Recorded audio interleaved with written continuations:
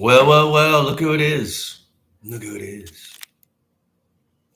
Hello. Charlie Greer Podcast. Support the channel. Information in the description.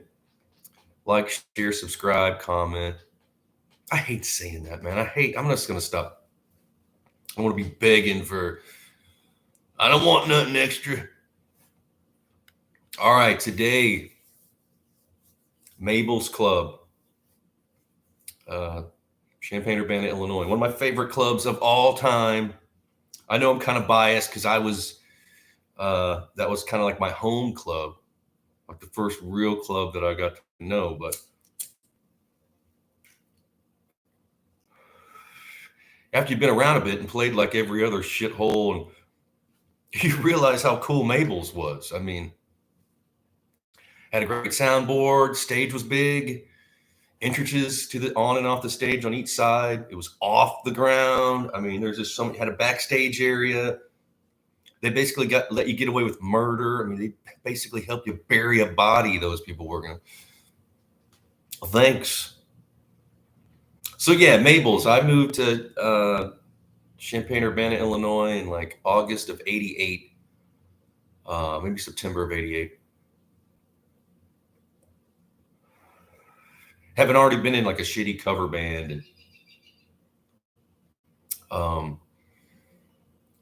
again at the time, there was such a cool music scene in Champaign, Urbana. I mean, it was prime picking, and I know every generation. Well, you should have been here 5 years, whatever, So with my, I was 17,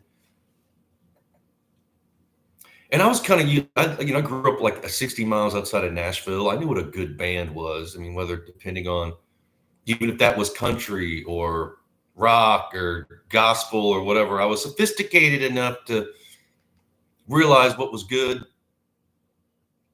And yeah, Mabel's, moving to town and then realize Green Street is like the street that goes through like Campus Town. My sister and I and our friends we met, we would be walking around and we could hear, like sometimes we walk by and listen to sound checks, like bands doing their sound check, and just wanting to get in that place because I wasn't old enough. And then you could get fake ID, whatever. You could sneak. It was hard to sneak into Mabel's. For some reason, I could never, I couldn't do it. I couldn't get through. But I got into a local band, and we were, high school. I mean, I got out of high school, quit, whatever you want to call it. And the rest of the guys were technically in high school, a few of them anyway. So we, rehearsing in my basement and, looking to play anywhere. We eventually got, and I told this story about how the pizza delivery guy, there was always pizza guys and Chinese dudes, and I mean, Chinese food got delivery. And my sister was kind of a social butterfly back then, and just, hey, So this guy delivering pizzas, his band, next thing you know, we're opening for this band. So that was the first time we opened. And then later on, kind of the same thing, people at our house hanging out. Hey, do you want to open for it? And we got to open for like on a weekend. And then from there, they had these things called Metal Mondays. And technically we weren't a metal band, but who cares? I mean, I don't give a damn. We'll play with all those, bands. And we did a lot, as much as they'd let us play. And we sometimes on the drop of a hat, like, hey, tomorrow night, you guys want to open for so-and-so? Like, yes, we will. And frat parties and sororities and, just house party. We're playing everywhere. But Mabel's was I just couldn't believe how cool it was. It's like, oh my God.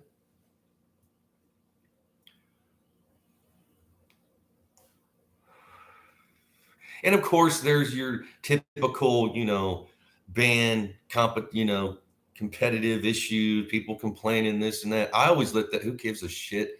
Let people complain. Let them do whatever. I say, I don't want to. I didn't care. Get away. It's always going to be there. that kind of never good enough. And I'd already played in other places, so I knew how cool this was. I knew how small certain clubs in Nashville were. And so yeah, I was just grateful. Just like, man, this place is like nirvana. This is like, heaven. This is awesome. And of course, it's all about making money for the club. I mean, I'd be schooled about this. Like, it's all about, who cares how cool you are and hip and this and the underground and whatever. Man, if you're not bringing in booze, it ain't get, it's a business. So at Mabel's, it was technically like selling booze. How much booze you going to sell? So we had to go through this kind of period where we had to prove ourselves. So it's like, if you sell X amount of booze on a Monday, we'll give you a Wednesday. And then you work Wednesdays, you sell X amount of booze, then you get a Friday, and then Saturday, and then you'd get like, you were a booze, you sell a lot of beers, then they would give you like, a Halloween, a big like night, New Year's Eve or whatever. And so I left my first band and then got into my second band. And we kind of, you're starting all over. You have to, hey, we don't know who the hell you, even though they were in a band that would play Mabel's and, headline, you gotta, it's different. So you just have to, again, play Metal Mondays and work your way. And we were technically a better band. So we got, a little better gigs. We'd open for just a lot of times. We got to a certain period where any like major band would come through. We were opening for them. Pardon me. I mean, a lot of bands. I forget how many, years back, I found a list of the band, and I was just like, I'd forgotten who we'd even played with.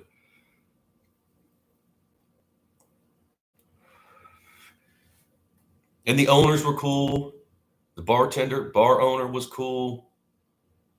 Paul, Amy, Craig, thank you guys. I mean, you had our backs. And looking back, I mean, yeah, thank you guys. They really helped us out. And again, it's tough out there. It's a brutal, everybody wants to do this, and bands can be, backstabbing and what have you. But man, I just tried to get through all that. And our philosophy kind of was like, just let them, who cares if they were talking shit about us? Let's let them open, we'll win them over. And we did. Let's not argue. Let's just be, come play a gig, come and open the show. And a lot of bands did. We gave a lot of bands like their first kind of. And for some bands, it wasn't, if you're like a garage band or whatever, and you're on that big stage and, it might not work for you. I get that. For us, it was like perfect. And then we got to the point when we were doing like bigger gigs, and we would spend a little money, getting extra lighting, another sound guy. There were times where we were like 700 in the hole before we went on stage, because we'd rented fog lights and rain lights and smoke machines. And I was kind of against that at first, like, oh man, we can just get out there. But then it's like, people want to come see a show. They want to, technically I'm a performer. So, yeah, I mean, I fought it. I was like, man, we could be putting that money in our pocket. But it's like, okay. And at the end of the night, you make money. But, again, at the end of the night, here's that dude, here's this guy, that's just how it is. It's a business. And to make us look like we were $1 million, we had to spend a little bit. And this is back in like 91, 92 money. Like $700 was a lot of money back then.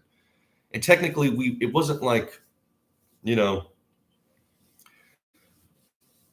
were going to make the money. I mean, we were going to, I think that we would get 80% of the door. At first it was like 100%. We never got any of the bar. I know some bands did in the earlier 80s. They did a bar share or whatever. I never, and I knew how much money they were making, but it's a business. Hello. I mean, if you're going to take the risk buying that booze and then the insurance and this, that, and I get it. I mean, people were complaining. It's just like, dude, it's a they're running a business. This isn't like your grandma's living room. You just can't do whatever. And granted, we kind of did, but I got it. I got that, and we were lucky enough that we could kind of. There was another the Blind Pig downtown. In the beginning, we would play both, and there was a split scene. Like there was Blind Pig bands and there was Mabel's bands, which I thought was kind of stupid. I never played into that. And somehow we were lucky. Now we kind of didn't have to. We could play. We were one of those bands that just kind of maybe because we didn't play into that. Yeah, we played the pig too. And honestly, at the end there, because I left when I was by the time I left in '94, so I was only 23 by the time I left Love Engineer, and I was young, but just like haggard and just how many gigs, So by then we would, play in Mabel's, but we also got management out of Chicago, and our manager booked the Crowbar, which is like this huge, so we started playing Crowbar more, and then we're playing like Detroit, Wisconsin. We're playing all over the place. But Mabel's was, I always loved playing Mabel's. And then when I left and moved to Los Angeles, you run into people that had played Mabel's and how much they loved it too.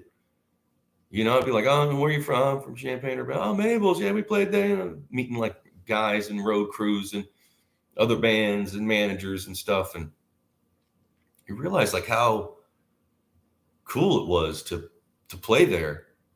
And, I miss it. I wish I had a club like, granted, I don't play live anymore. I'm pretty much retired. But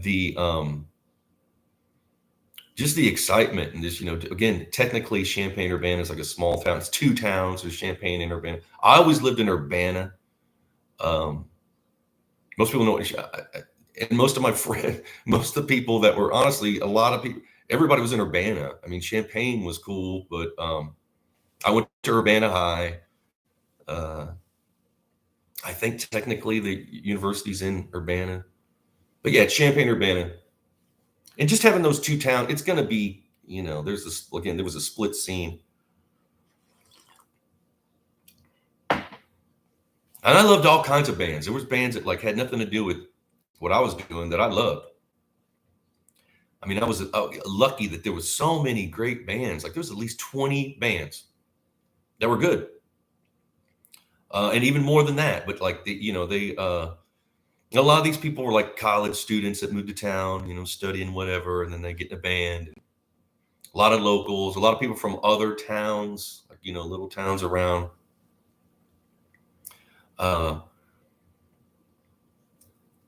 And I just loved Mabel's. I mean, you walking up the stairs, because it was upstairs. It was like on the second level. Getting there at sound check, doing your sound check, getting everything set up, make sure everything's right. And then leaving after sound check and going home and like preparing, eating some dinner, showering, getting yourself ready for the gig. And then Green Street was just, at the time, I don't know now, it was real exciting. There was everything going on. There was like Mabel's right there. Then Tritos Uptown, they had bands, and I for some reason I knew how to sneak into Tritos, and I saw a lot of great bands. And then they would have, after the bands, they'd have like a dance night, or whatever, dancing, and people were like, college kids getting ossified, wasted. It was like a party town. It was a lot going on. Considering, I mean, and yeah, so when I was in LA, you run into people who Mabel's. I mean, even Sean from the Asexuals, I started a band with him. He had played Mabel's. He was talking, oh yeah, we just love the Champaign, Urbana. It was just kind of known in that world. Like there were certain like college towns that were like that were better than others. You kind of rely on, that like, hey, this band might be pretty good if they're from Champaign, Urbana. And again, and you're playing these clubs. Like I was playing, you're playing the Viper Room and the whiskey, and how small, especially the Viper Room, just small, sounds like shit. Of course, it's hip to play, but the club, the employees are, the whiskey was always cool to me. And the Rainbow. I never played the Roxy. I used to do load out though at the Roxy, load in and load out. Um, and I've actually played the Rainbow. Uh, it's upstairs, and it's kind of this little weird area. You have to go down. You play like in this pit, and they only let you do acoustic gigs. I played like a Halloween night, 2007, maybe 2008, packed, sold out. And the Bow were always good to me. The Rainbow were always cool. The people that, because technically they own the Rainbow, on the Rocks, the Roxy, and the Whiskey. It's all that like one block or two area. And I was always cool with that. They, cool by me. But my second favorite place to play in LA was in Highland Park. It's called Mr. T's Bowl. And it was this old bowling alley. And I think they reopened it. I think it's still, somebody bought it. And I love Mr. T's Bowl. It kind of reminded me of Mabel's. It's totally different, but just that vibe, kind of homey, not too clubby in LA. It was more, Highland Park's a different area. It's outside of Hollywood. A lot of band people are from Highland Park. And I love Mr. T and his people. Like I remember I went in there for the first time and I was sound checking, and these other bands, you're witness sound. These bands were like complaining, like I can't believe they're doing karaoke in the bar, And I thought that was the coolest thing. They were doing like Judd cover, Grandpa, tell me about the good old days. I thought, man, that's awesome. I feel right at home. I went into the bar. Hey, introduced myself. And, oh, yeah, they're cool. These old ladies like doing karaoke. And I just joined right on in, just one in Rome, and then I got to meet Mr. Petit's Bone. He's like, hey, man, your band can drink for free. I mean, we'll only give you like a 6-pack each. Awesome. And then the other band, like, oh, we know you can drink for free. It's like, well, dude, you were doing nothing but bitch and complain. Who gives a fuck if someone is like doing karaoke where you're doing sound check? I mean, who cares? I mean, you're opening for me. I mean, what? If anybody should be no, I don't give a damn. And quite honestly, a lot of time I wouldn't even show up to the opening band. I by then it's just like, dude, I'll come in, come out, have a little bit of mystique about yourself to be hanging around. And I'll just walk right in. Is he going to show up? Yeah, I'm going to show up. Here I am. Boom, tune up, go, bam, slam, done, out. There you go. I might say, hey, we're having a party at my place, something, but love Mr. T's Bowl. Played with Nebula at Mr. T's Bowl, the Mormons, like it was my place to play. It was, matter of fact, I had my own night there. I had like a Friday or Saturday. I think they call it like a rockabilly or something. I mean, again, I'm not rockabilly, but hey, who cares? I mean, give me my own night. And a lot of times it'd be band, like 4 or 5 bands in front of me, and I'd play last. Always got mad respect from these bands. All these bands are like touring. They're from like Austin. They this, that, and Charlie. Oh my God! And I mean, I loved it. I loved it. Again, it reminded me of Mabel's. This kind of homey. There was like a scene within that like with Mr. T's Bowl, I didn't find it, and I can't believe I missed out. But you can't be on the pulse of. Tom Petty did a secret gig, like he'd heard, like, hey, Mr. T's Bowl, and then Bob Dylan did, just like just show up and be like, hey, you're not going up, Bob is, And I'd heard later, like, oh man, I miss Tom Petty at Mr. T's Bowl. I miss Bob Dylan. Like, what the, Can't win them all. But Mabel's was, I learned so much there. I learned so much about like sound and lighting and just club politics, just um, that this knowledge that I had, it helped me out when I got to Los Angeles. Like I was seasoned at, what not to do. And that's why Sean and I, because the Asexuals had toured all over. I mean, we kind of bam, because we had already, again, we'd already been haggard. We'd already, done hundreds of gigs. I can't remember I wish I could. I mean, so many beers ago. The strange thing is, I just remember like the blistering hangovers, just like the next morning, But some of the best shows I ever saw were at Mabel's. I saw the digits just mowed out, boom. I mean, it was just awesome. Because I'd rather see a club gig. I'd rather be like in the people. I think 700 people could fit in Mabel's. And it was like a 2-level. And again, Titanic love affair, just wham, just slaughter everybody. It's just like, what? Who is this?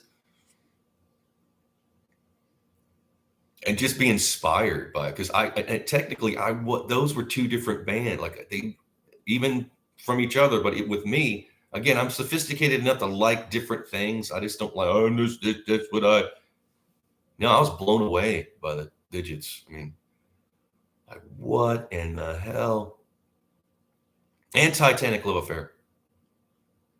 He's like, damn, like these guys are gonna conquer the world.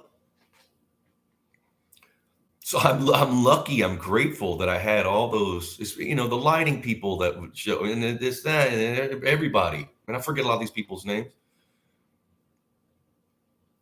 But I learned so much to the point where I started my own label. I could book gigs. I could, all that was from Mabel's, just being there. I mean, I slept at Mabel's a few times. And they had a backstage area with a bathroom and a shower. Did anybody use that shower? I mean, it was gross. I mean, I wouldn't even use that bathroom. I mean, again, how many times we were hanging out backstage and before the gig, never used that shower or the bath. I would go up and go upstairs for one, I'm not going to be using any kind of bathroom with Mabel, But yeah, we were spoiled. Seriously spoiled, as far as like they would let us drink for free. We had a bar tab. We always made money. Again, the most important thing is for the club to make money. I get that. I totally, Amy and Paul sat me down. I get it. Okay. Yeah.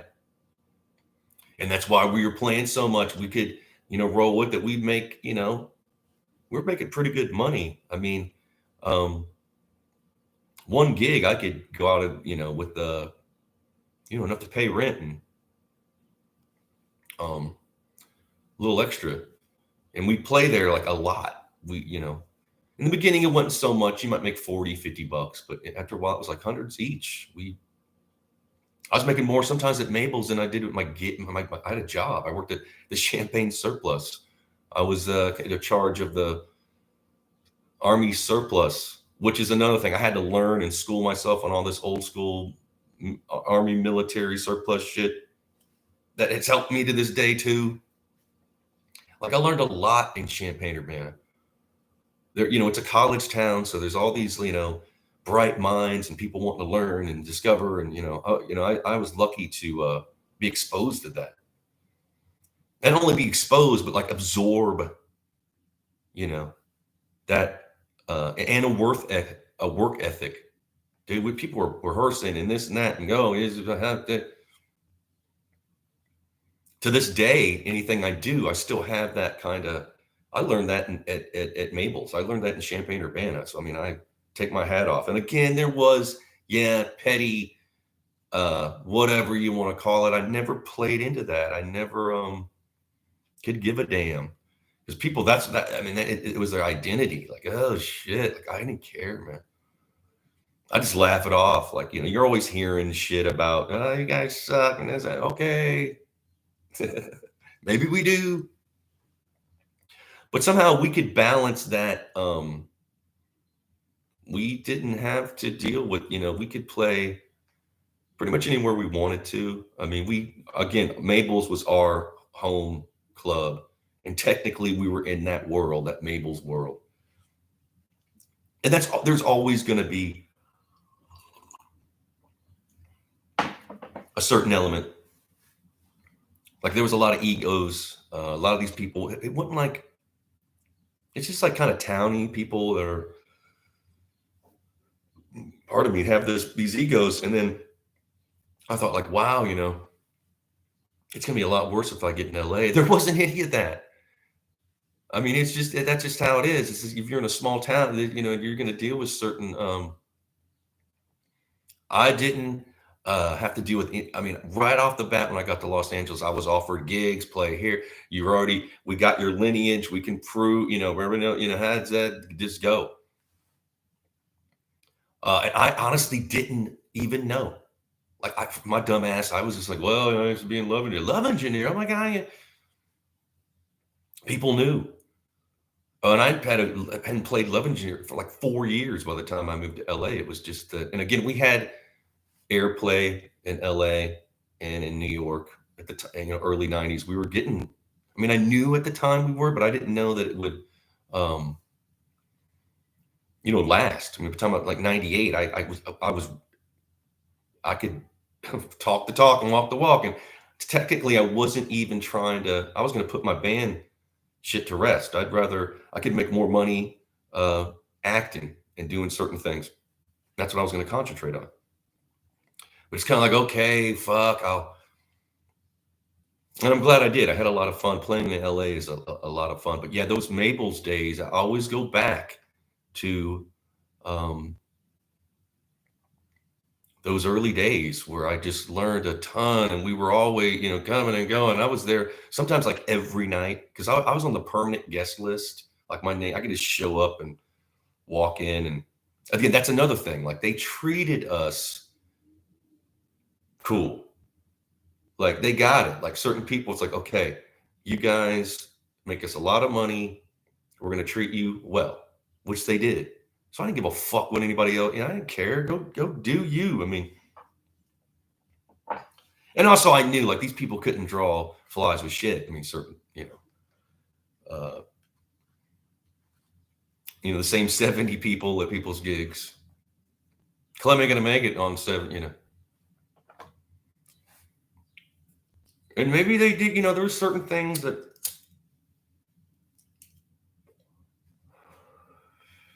I didn't agree with. And I know there's certain promoters probably that, but one thing I do remember is there were certain bands that didn't really deserve to headline. Like they didn't have to go through the leaps and bounds, the certain proving themselves, which is fine. I get that too. Maybe it was pay to play. Who knows? These rich college kids. But I remember everybody was throwing a fit. Like, man, they're letting so-and-so like headline on a Friday. They've never really, I was like, well, maybe they're good. Let's go and check them out. And on a weekend, this place should have been packed. It wasn't. And they had their little like practice amps on the bar stools on stage. Like it just looked pathetic. And it was like 3 or 4, there wasn't a band. It was just like 3 or 4 people playing. And dude, this is it. And looking around, like there's like, man, again, 70 people, and they don't drink because they have, and the people at the bar were pissed. They're working there, and I got it. Like you cannot, it don't matter how Winnie the Pooh, earnest, cool, hip, whatever. I'm the alternative. Man, you got to make money. You got to bring people in. Nah, I ain't gonna. So I kind of knew that was the beginning of the end. But by then we were doing our own thing. I was like, hey, and for some reason there wasn't as many bands. I don't know. It just seemed like in the early, it just started dropping off. I can't even put my finger on it. There wasn't, and I guess everything has to come to an end. But while it was good, it was great. I mean, I learned so much. I'd take my hat off to all those people at Mabel's and give them a thank you. I mean, shit, it molded me into what I mean, I was seasoned. It was like a price of an education. It's like I went to like a major university, you know. Uh, I just knew more than most people did. I mean, again, certain people do, like Road Dogs, you know, Sean, who was in the Asexuals, and we had already, you know, and you're running around these bands in Hollywood. Yeah, they didn't know shit about anything. They didn't know about. They just thought you play and you no. They didn't know about the daily grind you do and this, that, and the networking with people and all that. I learned at Mabel's. Um, Grateful, man, that I had that experience. Grateful. I'd love to be walking up those stairs and there's Stokes, the guy, the front door dude, Stokes, who's like my buddy. I'll miss Stokes. And just fun, man. Just fun, fun. But looking back on it, it's like so much fun. Knew everybody, you know. Yeah, I'm gonna miss it. I'm gonna miss it. And I don't know about Champaign Urbana now, but I'm sure there's a resurge gonna happen. It comes in way, okay, you're this, that's it. I'm sure the next wave is gonna be even better.